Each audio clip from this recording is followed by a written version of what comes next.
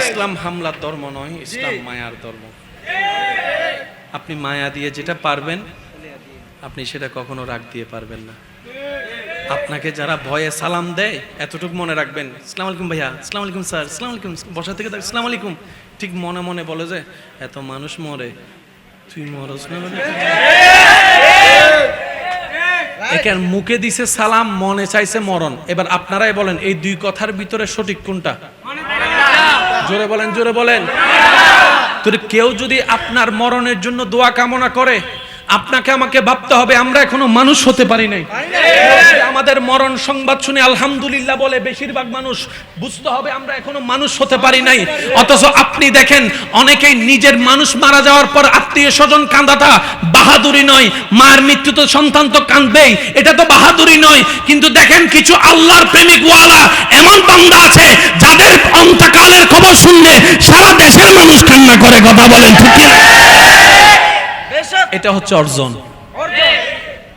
কিছু কিছু মানুষের ব্যাপারে তো আমরা বলি রাস্তাঘাটে একদম কুত্তো মরে, আজরাইলে এদুগুনোর লই যায় গুই, আছে না নাই? জোরে বলেন আছে না নাই? অথচ ইমাম হোসাইনের জন্য এখনো মানুষ কান্না করে। আমি মনে তো বুঝাতে ব্যর্থ হয়েছে, আমি মনে কথাটা বুঝাইতে পারি নাই। ইমাম হোসাইনের জন্য এখনো মানুষ কান্না করছে। ইমাম হোসাইনের কারবালার ওয়াকিয়া শুনলে মানুষের এখনো বুক ফেটে যাচ্ছে। এমন অনেক মানুষ আছে যারা ইমাম হোসেনের কারবালার ওয়াকিয়া শুনতে পারে না, উম্মত পাগল হয়ে যায়। জীবন তো এটাই জীবন। আর আপনি আমি মরে গেলে 40 দিন যাইতে পারবে না, সম্পত্তি ভাগ খাওয়া শুরু হবে। আগে তো 40 দিন সময় দিত, এখন 40 দিনও দেয় না। কয় আমাদের time and tide, wait for none, এত টাইম নেই, ফ্লাইট আছে 3 দিনের দিন বাক কর, 4 দিন পরে হাইলে হাইম। আছে না নাই? এটার নাম জীবন। জোরে বলেন এটার নাম জীবন। একটা কথা মনে রাখবেন, মানুষ হয়ে মরতে চাই। একটু জোরে বলতে হবে, আমরা কি হয়ে মরতে চাই? কিছু বলবেন? আমি তো মনে করছি আমাকে সিল্লার দুইনু না অন্য না এবে কিল্লে সিল্লার হওয়া যায়।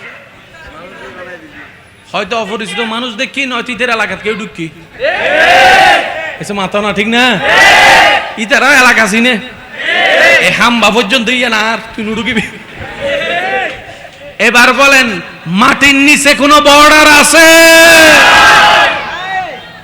কে কোন দেশের নাম নাই, সব একটারই দেশ। সেজন্য মাটির উপর বর্ডার হয়ে দেশ আলাদা হয়। আশা করি আমার কথাটাকে রাজনৈতিক ভাবে নিবেন না, যেটা বুঝাতে চাচ্ছে সেটা বুঝেন। দেশের বর্ডার বাড়তেও পারে, জোরে বলেন না। যেমন আমার দাদা পাকিস্তান আমল দেখছে, বলেন না রে ভাই, তখন বর্ডার ছিল একরকম, বাংলাদেশ হয়েছে বর্ডার হয়েছে আরেক রকম, ইন্ডিয়ার বর্ডার একরকম, আবার আরেক দেশের সাথে যুদ্ধ করে জিতে গেলে তার বর্ডার আরো বেড়ে যাবে। তো বর্ডারে কম বাড়তি আছে না নাই? কিন্তু নিচেরটা আল্লাহ তুমি এমন দিলা কেন?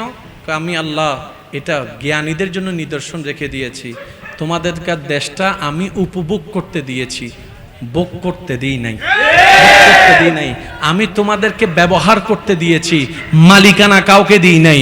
আমি আল্লাহ সবকিছুর মালিক। সুবহান। তা আমরা কি? আমরা ব্যবহারকারী, বারাটিয়া। সবাই বলেন তো আমরা কি? বারাটিয়া। একটু সবাই বলেন আমরা কি? আমরা কি? মালিক কে? মালিক কে? মালিক কে? দুই হাত তুলে দেখাই বলেন মালিক কে? আমরা সবাই কি? বারাটিয়া। যদি বারাটিয়ার মতো থেকে যেতে পারে সেই সফল, সেই জান্নাতি। আর বারাটিয়া যদি মালিক হওয়ার চেষ্টা করে, আল্লাহ হয়তো দলিল